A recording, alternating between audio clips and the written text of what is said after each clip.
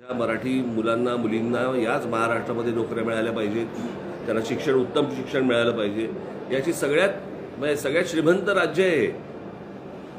या संपूर्ण इतक्या श्रीमंत राज्यामध्ये जर समजा अशा प्रकारचा टाहो फोडला जात असेल तर ते कोणतरी करवतंय हे तुम्हाला लक्षात येतं. बाकीच्या राज्यांमध्ये का नाही होते हे? म्हणजे जो संपूर्ण महाराष्ट्र हा विस्कळीत करणं हे जर अनेकांचं जर ध्येय असेल आणि त्याला जर महाराष्ट्र बळी पडत असेल दुर्दैव आहे. आज मराठी शाळेचे काही विद्यार्थी तुम्हाला भेटले, काही जरा पण मराठी साथ घातली, काय सांगा? काल शिक्षकांना वाचवलंय.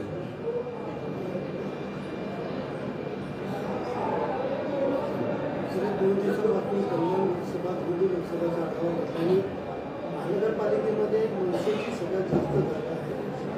लोकसभा निवडणुकीमध्ये आपली कशी तयारी असेल आणि कशा प्रकारे शिवसेना म्हणजे कार्यकर्त्यांना आमची तयारी सांगू तुला, जाहीरपणे सांगू. तुमच्या ऑफिसमधल्या गोष्टी सांगता का रे तुम्ही आम्हाला? हां,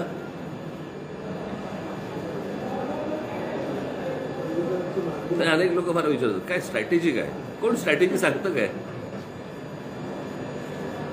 बरं, तुम्हाला हा जो सगळा महाराष्ट्राचा विचका जो झालेला आहे सगळा, इकडूनची तिकडे तिकडूनची इकडे, कधी ह्याबद्दलची स्ट्रॅटेजी कधी कोणी सांगितली का तुम्हाला? झाल्यावरतीच कळलं तुम्हाला. महिन्या 2 महिन्यावरती निवडणुका आल्या, पेशन्स ठेवा थोडा. हां,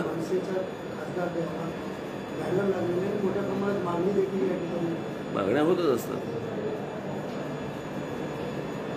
ठीक आहे, आता तोंड फुटली. हां, फुटताना तोंड फुटली.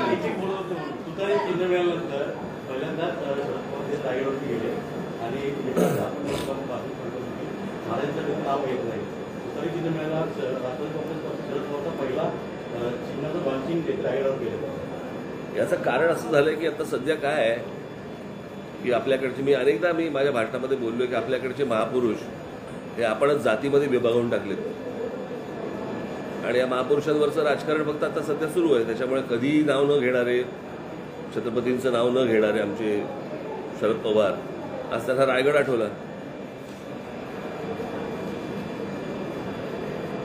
मी मागे ठाण्यामध्ये जाहीर सभेमध्ये मी सांगितलं होतं, तेव्हा त्यांची मुलाखत घेतली होती, आठवतं मी तुम्हाला? मी तेव्हाही तो प्रश्न विचारला होता की तुम्ही शाहू फुले आंबेडकर नेहमी बोलता पण शिवछत्रपतींचं नाव तुम्ही कधी घेत नाही.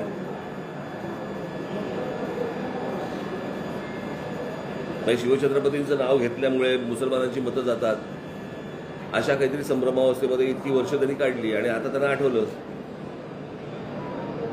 फुंकू दे.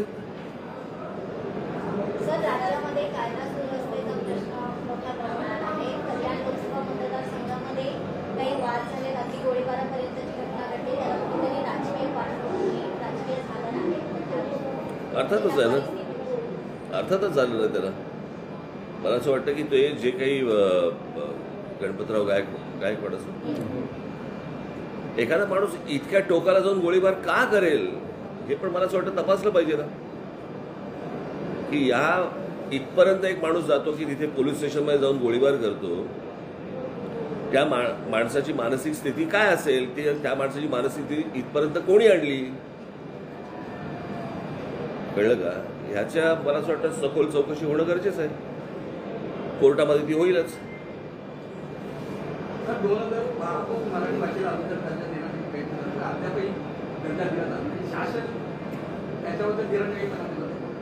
नाही, कसं आहे, मराठी भाषेला जो दर्जा द्यायचा आपण म्हणतोय, मराठी भाषेसाठी, मराठी माणसांसाठी आहे. मी इतकी वर्ष सगळा लढा सुरू आहे. पण मराठी भाषेचा अभिमान असणारे आपल्याकडे किती लोक आहेत असे. मी खास करून राजकारणात बोलतोय, मी बाकी नाही म्हणत, मी राजकारणाची गोष्ट बोलतो. त्याला काही देणं घेणंच नाही आहे. अभिजात भाषेचा दर्जा दिला म्हणजे काय दिलं असं विचारणारे लोक आहेत आपल्याकडे. यांच्याकडनं कुठची गोष्ट होणार आहे? पण मी नेहमी सांगत आलो तुम्हाला की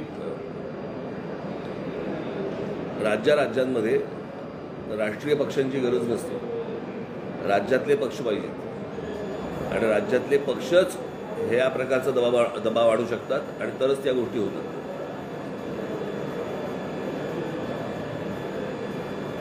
अच्छा, मला वाटलं तुला काही विचारायचं आहे. मला वाटलं हात होती.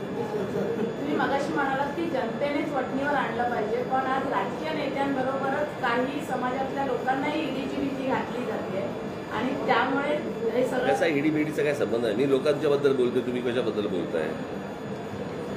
लोकांना ईडी पाठवली का? कोणी नोटीस पाठवली का? जनतेने या गोष्टी वठणीवरती आणल्या पाहिजेत.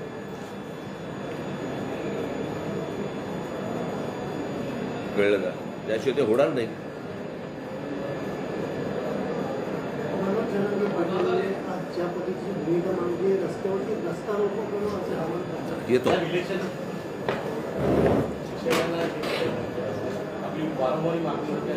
नाही, मला समजत नाही की निवडणूक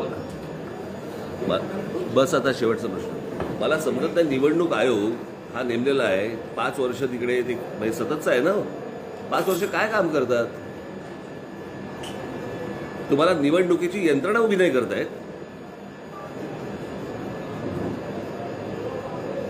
आणि मग ऐकायला यायचं आणि तुम्ही सांगायचं शिक्षकांवरती भार टाकायचा. आता काहीतरी ते जातीचे दाखले करण्यासाठी म्हणून ती लोक पाठवली आहेत. काय अर्थ आहे या गोष्टीला?